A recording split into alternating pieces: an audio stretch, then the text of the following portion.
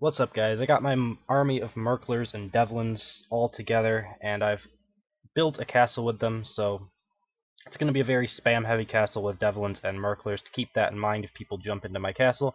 But as I said, if you want to go through my castles, this is going to be a defense video, so go ahead and pause the video and do that if you're feeling like going through my castle before watching the video. If you do it after you watch it, just let me know in the comments of my castle that you watch the video before you went through. So let's jump into things and start off with the first room. This is something pretty similar to what I did in my last castle, except I cut a few points by putting in ballistas instead of rotating flame traps, and then I kind of, I guess, kept the same point count by putting in 2 corrosive mines on the sides here. It gives kind of the same zoning potential, but it's kind of timed, so if they wait around for the corrosive mines to go away, it might be a little bit easier. But either way, for me personally, I think this castle was pretty difficult. I just finished validating it. It must have taken me maybe 30 minutes of just constantly going through my castle before I actually got through it. I had to change up my skills, which is why my timer is so long, because I had to change from headshot to hack, and I had to change from bear trap to spiral shot just to be able to survive through this. I'm sure other people will do better than I did, but it seems to be pretty difficult. I don't know. We'll see how it goes, because a lot of the castles that I think are difficult aren't nearly as difficult as I want them to be. So I did the thing where there's 3 springboard traps instead of 4, and then I put mines in between them. It's really hard to land on these little zones, and then with the charge coil, even if you're standing there, you're going to take a lot of damage. So you can't really wait for cooldowns without taking a lot of damage. First one throws you back onto the caustic carpet. The other ones throw you into the room with 1, 2, 3, 4, 5 Murklers, 2 boomerang goatmen. I have a what is this guy called? General Eccentric, basically General Pow at 3 points instead of 5, and then I have the dampener here as well, and then obviously the Aura Guardian to throw it all together. I believe, is this the one? No, this one's full 28 points. I have one group in here that has 2 units over the 28 point mark that will start to kick in after a few of the Murklers end up dying. Have some barricades to stop people from kind of just forward kiting, although there is I mean, if you want to forward kite this group, you have to kill the totem and you have to kill all the barricades, so it's pretty difficult. So that's pretty much it for this group, and then it's kind of a lull. I did the T-junction room. Initially I was going to try a barricade plus ballista trap room, but when I was thinking about that, I didn't even take into account that traps are a lot worse than they used to be, because all of the heroes' health got buffed and the creatures' damage got buffed, but as well as potions being buffed as well, but traps didn't really get any sort of buff. So the barricade plus ballista room isn't as good as it used to be, and I built one to kind of prototype it, and it just wasn't working. So I decided to just use this as a Murkler room, and it seems to do just fine.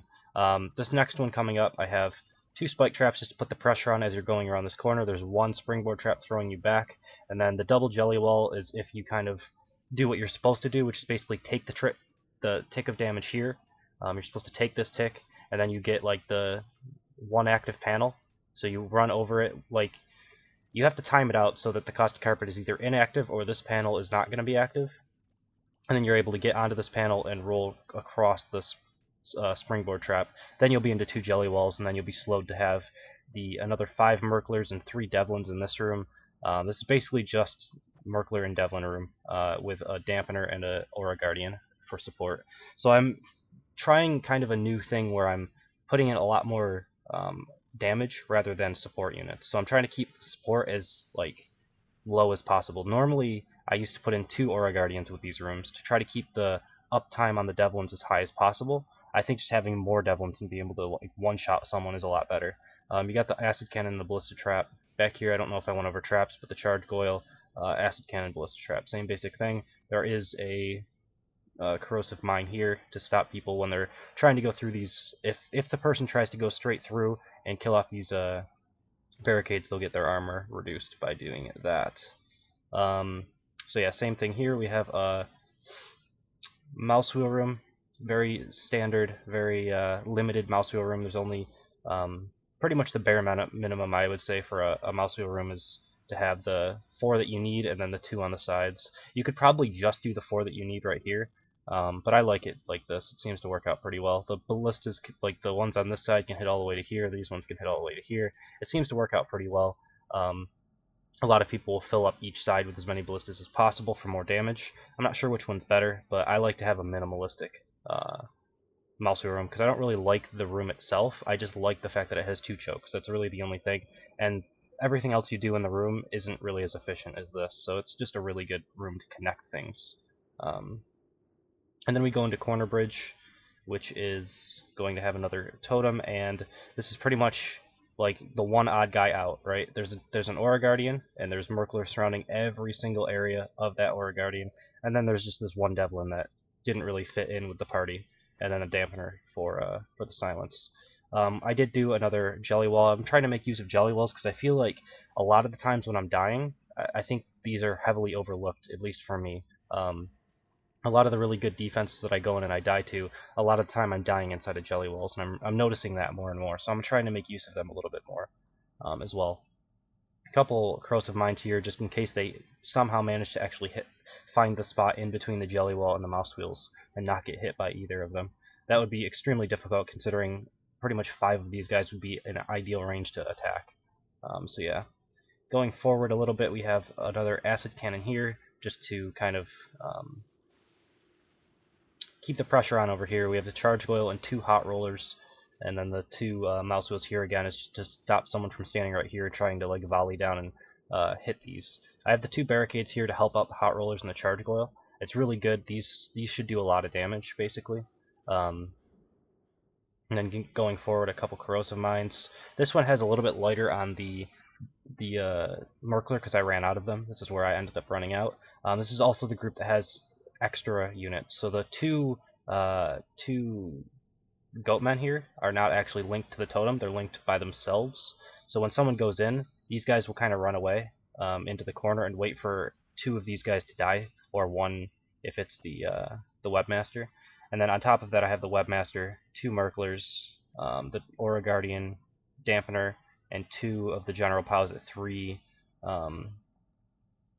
defense points. The idea here is so that the webmaster can constantly be putting pressure on at like really close range. And maybe I don't have a ton of DPS here, but these guys, these general pows will be unleashing so many chickens that hopefully they'll just die to AoE. That's kind of the hope. I don't know how this room's going to perform, but it seemed to be doing okay. I mostly died in the early stages of my castle. Once I got to this point, I think I only got to this point like twice, and then I ended up dying once because I ran out of potions. I used my 4th potion like during this room, and then I was about half health when I finished this room, and then I like made it through and I made it to my boss, but I was so low by that time. I pretty much died as soon as I hit the boss room, and then the time after that I managed to get here with still 1 potion remaining, got through, got into my boss room, used my last potion, and just kited this thing for probably about a minute because I didn't have headshots, so there was no really high single target damage that I normally have. And then the boss room is very standard. It's the same thing that I used previously. I'm going to keep using this because I like it. It works. And Stabbington isn't being used by many people, so it's kind of unique for my castle, which I like as well. So that is pretty much the defense as it is. The 411 time is not that great. I might try to get it a little bit lower, but I think the castle should get a few kills. If it doesn't, I'd be pretty surprised. I think mages will have a little bit of an easier time because everything's bunched up and they're really good at like getting a shield and then just killing everything before it will come off of before they come out of the stun, basically. So I think mages might have a little bit of an easier time, and then knights and runaways are difficult to kill, but maybe there's enough damage here that they can actually kill it. And I think archers will just struggle with this castle, but we'll see. I'll be interested to see how many archers I ended up making through, because I had some trouble getting through this on my first time. So that's pretty much it. Like I said before, if you watch the video and you go through my castle, just let me know that you watched it beforehand. So that's pretty much it. Thank you guys for watching. I hope you enjoyed it. We should have Evolve videos coming very, very soon, so look forward to those. Thank you guys for watching. See you next time.